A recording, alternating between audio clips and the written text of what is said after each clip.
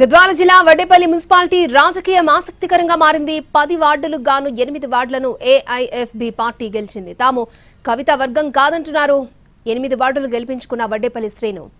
సింహం గుర్తుపై గెలిచామంటున్నారు స్వతంత్ర అభ్యర్థులు. వడ్డేపల్లిలో గెలుపు తమదే అని కవితకు చెందిన జాగృతి పార్టీ క్లైమ్ చేసుకుంటుంది. అయితే వడ్డేపల్లి శ్రీను గతంలో బీఆర్ఎస్ లో మంద జగన్నాథం వర్గేడుగా ఉన్నారు. 8 మందిని ఇప్పుడు కాంగ్రెస్ లో రప్పించేందుకు మంత్రి జూపల్లి ప్రయత్నిస్తున్నారు. ఇండిపెండెంట్ గా ఆల్ ఇండియా పార్టీతో గెలిచినాము.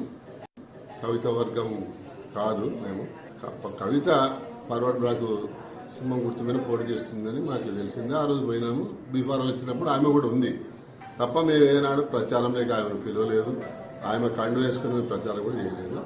మేము సొంతంగానే ఇండిపెండెంట్ పోటీ చేసాం. ప్రజలకి ఇంతకుముందు గత 40 సంవత్సరాల నుంచి ప్రజాసేవ చేస్తున్నాం. వారి పనులు తీరుస్తున్నాం, వారి అవసరాలు తీరుస్తున్నాం, అన్ని రకాలుగా వాళ్ళకి సేవ చేస్తున్నాం. కాబట్టి మమ్మల్ని ఆదరించినారు, మమ్మల్ని గెలిపించినారు. ఇక ముందు కూడా వారికి అలాగే సేవలు చేస్తూ